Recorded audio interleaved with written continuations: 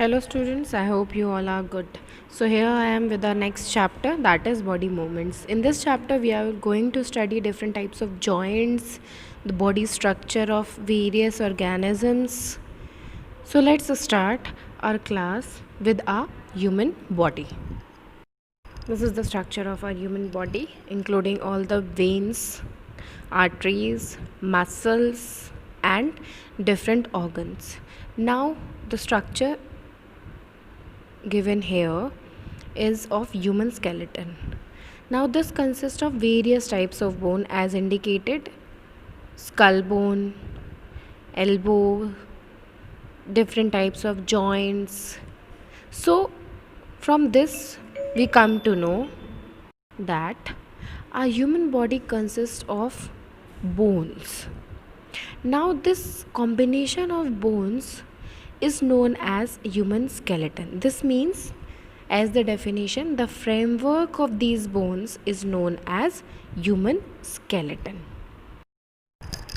Now here are four joints indicated in the picture. In next slide we'll come to know the names of these joints and then we'll know the function of them. So here are the four joints indicated in the picture. Please see it very carefully.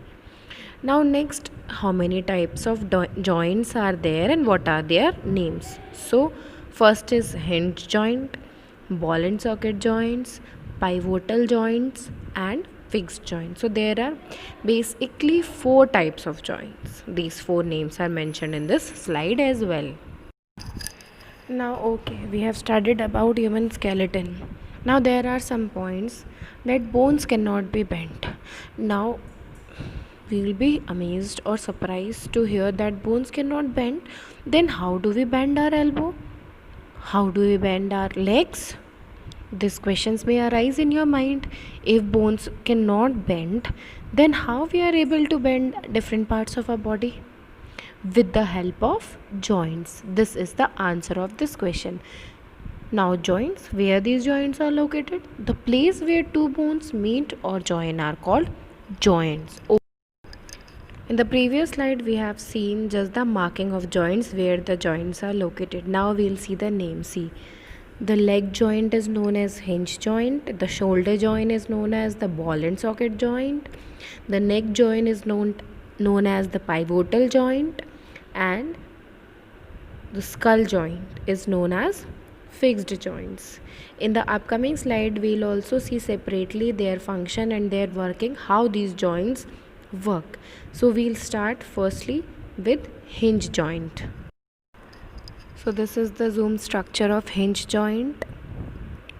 What it do? It allows back and forth movements of our body, of our leg and of our hand as well.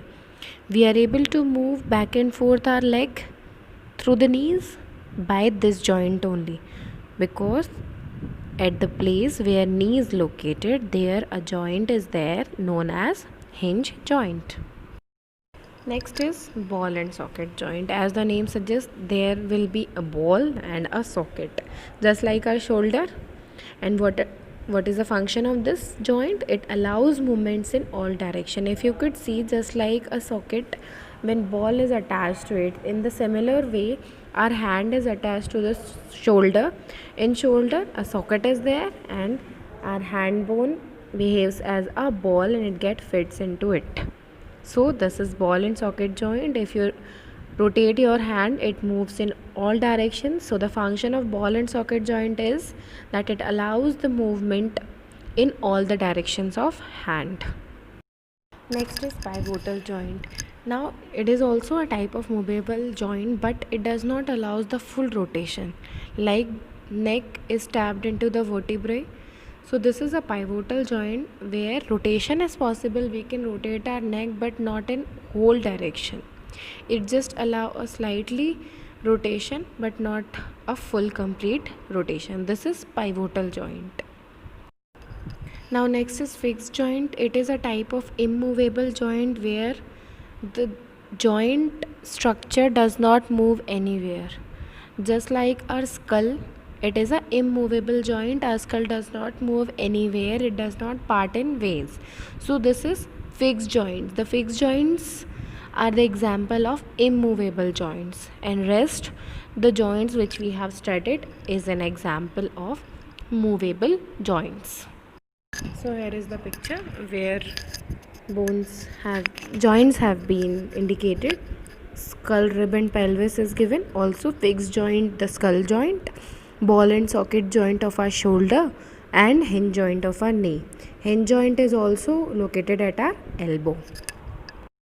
Till now we have studied about skull, that it is having a fixed joint. Now what actually skull is? It is made up of many bones joined together. It means skull is not consist of single bone. It consists of many bones which are joined together.